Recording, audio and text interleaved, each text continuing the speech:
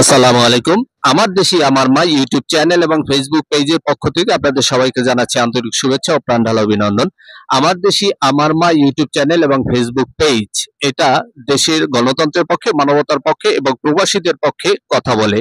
প্রবাসীদের দুঃখ দুর্দশা কষ্ট নিয়ে আমার দেশে আমার মা কাজ করে যাচ্ছে আজ অনেক দিন যাবত।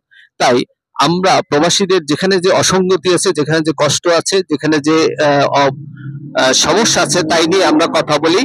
বিভিন্ন সময় আমরা বিভিন্ন ধরনের প্রবাসীদের কথাবার্তা এখানে বলে থাকি। তাই নিয়ে আমার একটা ধারাবাহিক প্রোগ্রাম, সেটা হচ্ছে প্রবাসীদের প্রত্যাশা বা প্রবাসীদের কথা। সেই প্রবাসীদের কথায় আজকে আমার সাথে মালয়েশিয়ার একজন প্রবাসী রেমিটেন্স যোদ্ধা তিনি আমার সাথে উপস্থিত আছেন। আমরা এখন তার বিষয়ে জানবো এবং তার কথাগুলো শুনবো। তার কি আবেদন আছে সরকারের প্রতি, তার কি প্রত্যাশা আছে প্রবাসীদের প্রতি, সে কি বলতে চায় প্রবাসীদের এবং সরকারের এবং দেশের প্রতি তার কি চাওয়া পাওয়া আছে সেই বিষয়ে আমরা কথা বলবো। ভাই, আপনার নামটা কি এবং দেশের বাড়ি কোথায়? জি, আসসালামু আলাইকুম সালাম। আমার নাম ইব্রাহিম খলিল। আমার দেশের বাড়ি সিরাজগঞ্জ। আচ্ছা, আপনি তো মালয়েশিয়াতে আছেন, কত বছর ধরে আছেন?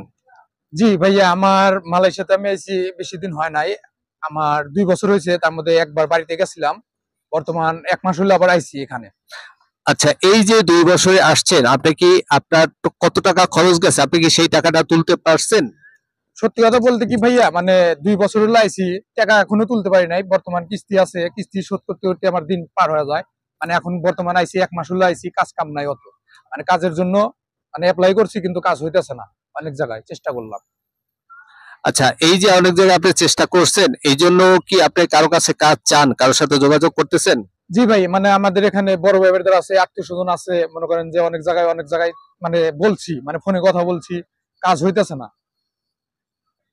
না, আমি বলতেছি আপনি যে কাজ নাই, আপনি যে কাজ দরকার, তো এই মালয়েশিয়া কারো কাছে কি আবেদন করতে চান আপনার কাজের জন্য বা বলতে জি জি চান? ভাই, আমি বলতে চাই এখানে অনেক প্রবাসী ভাইরা আছে।